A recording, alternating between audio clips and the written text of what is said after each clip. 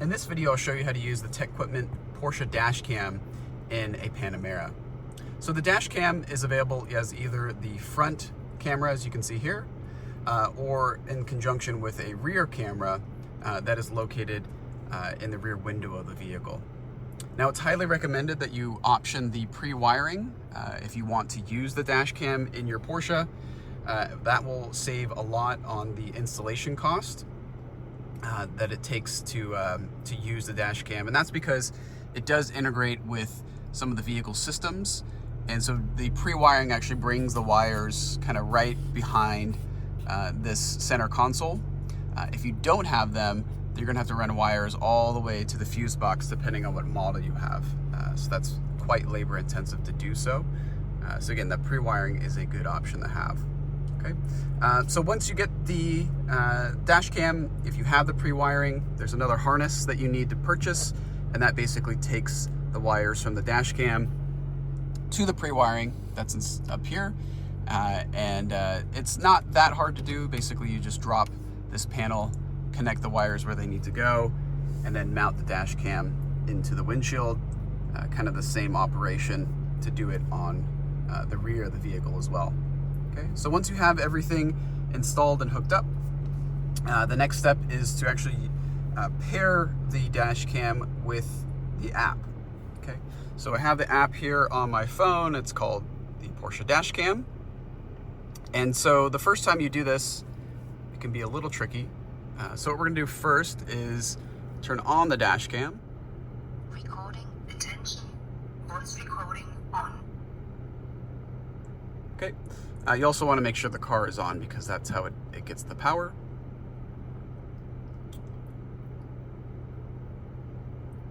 All right. So now that it's on, I'm going to get my app. I'm going to click on Porsche Dash Cam. I'm going to select my country. Agree to the terms and conditions.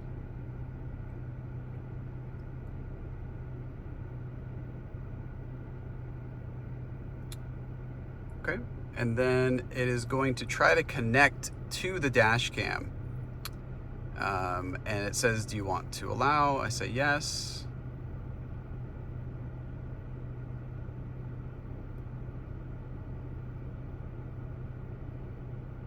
Okay, we're going to continue without Wi-Fi.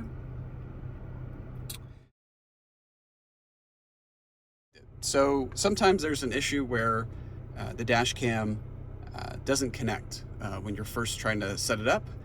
Most likely the connection status needs to be reset. So if everything's working correctly, you'll see a little green icon on your app. And if you come up to the dash cam, you'll also see that Wi-Fi symbol is lit up red right here. So again, if you're having issues connecting, it just says it won't connect. What you want to do, you want to hold down the on-off button. System is shutting down. Let it shut down. So you're going to want to turn the camera back on after you turn it off. And then once it's on, you're going to hold this button down for 20 seconds and you'll hear two series of 2 beeps. So this basically resets the connection that the dash cam has, and then you'll be able to pair your app after that. So go ahead and hold it down. 1, 2, 3, 4, 5, 6, 7, 8, 9, 10, 11, 12, 13, 14, 15, 16, 17, 18, 19, 20. So at 20 seconds, you hear that double beep. That means System is shutting down. the camera is now reset. Okay. And so what I'll do Recording started. is you can hear the camera is resetting itself.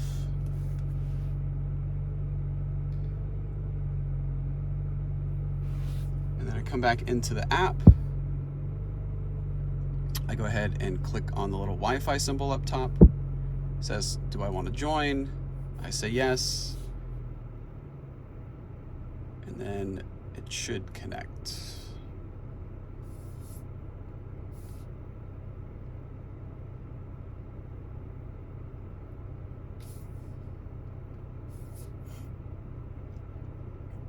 Okay. Sometimes it takes a couple tries for it to connect, and so we're connecting the phone to the dash cam.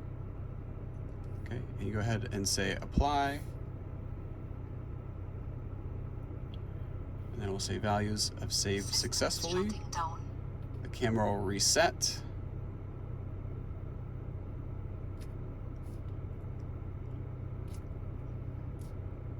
Recording started. Okay, the camera will reset. It says, do you want to join? You say yes.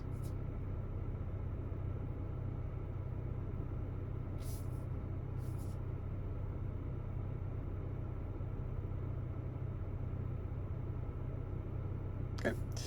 Again, the screens looked a little weird because I was trying to connect, but now you can see I have the green symbol up top. And if we come up to the dash cam itself, you see that the Wi-Fi symbol is red. And so now I can start using the different features of the dash cam. All right, so now that we have the dash cam connected, and so if we go back into the app, it connects to the dash cam automatically, as you can see in the top right there. There's a few things that you can do with the app. So the first thing you can do is look at a live image. And so you can see a live image of the front camera. It shows your position, the G-force meter, and then the system voltage, so how much voltage it's getting from the battery. And then you can also see the rear if you have that installed as well. All right. The quality of the live image is not as good as when it records, so just a FYI on that. Video playback, and so as your dash cam is working, as you're either driving or sitting, stopped, it will record your driving scenarios. So they'll give you all of them. It'll do driving, parking, and events. So all is obviously all. Driving is when you're driving, parking is when the vehicle's parked, and then events are usually triggered by either motion if the vehicle's parked, or by movement if you're driving or the vehicle's parked. And so you can come through here and you can look at different recordings. Let's see. It basically overwrites recordings as you go along. So say we wanted to look at this one from 420.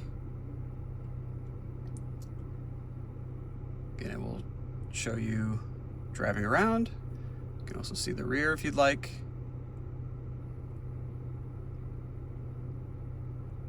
Again, it'll tell you your speed, position, acceleration, voltage. And then if you come back and you want to download it, go ahead and do that here. And then if you want to delete it, you can do that as well. Okay, so if we go ahead and download it, and again, it's in 1 minute increments. So it takes a few seconds for it to download because it's a high quality video file.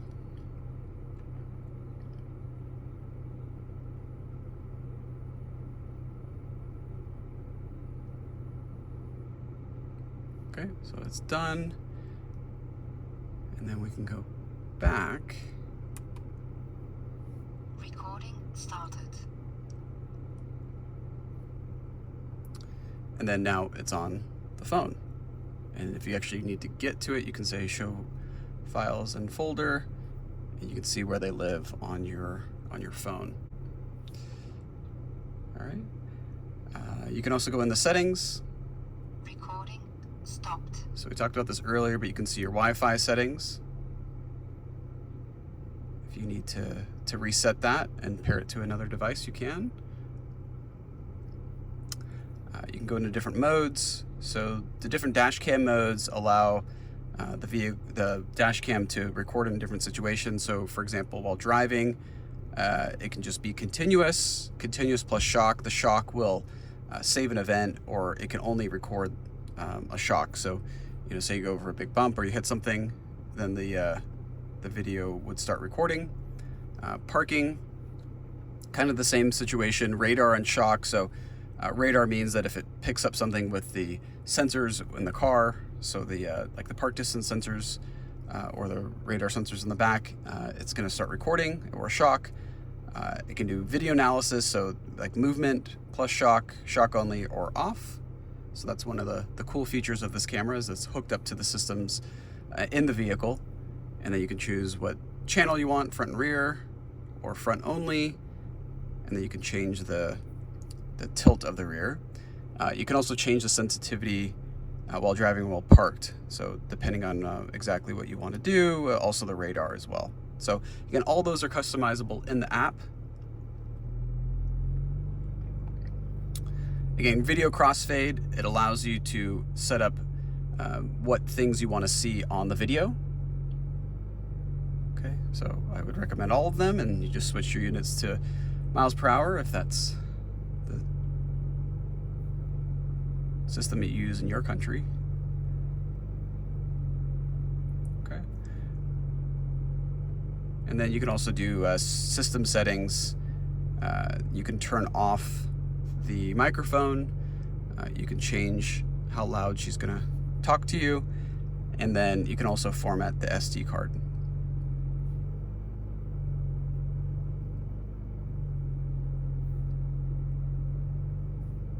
All right. So again, pretty easy to use. If you want to get to the owner's manual, you can do that down here as well, and it can show you more details on how to use the dash cam in the app. You can also check your software setting if you need to as well. And there. You can reset your Wi-Fi if you need to. So on the dash cam itself, just a few other things. So again, if it's connected to the Wi-Fi, it will have that light. If you want it to record inside the sound, you turn that on. Voice recording on. Okay, so every time the camera turns on, it will tell you that it's recording the sound. Voice recording off. You can turn it off. And then if you ever need to remove the dash cam or turn it off, you can actually just click this little button and the dash cam will slide off. So maybe you don't want it sitting out, or maybe you need to like kind of do a reset on it, and it just slides back in there pretty easily.